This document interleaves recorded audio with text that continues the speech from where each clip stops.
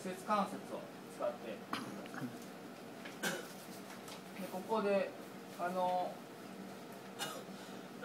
図の方ではね、腕を加勢してると思います。小は加勢した状態でこのまま下にね下げてもらいます。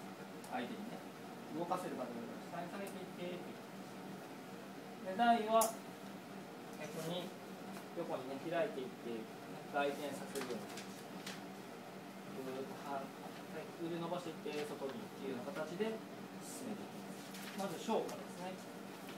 動かせる方はこのままそうですね。はい。はい。もちろん動かせない方もいらっしゃると思いますので、動かせない方はこのまま力に当てておいて相手を動かしていくリリースですね。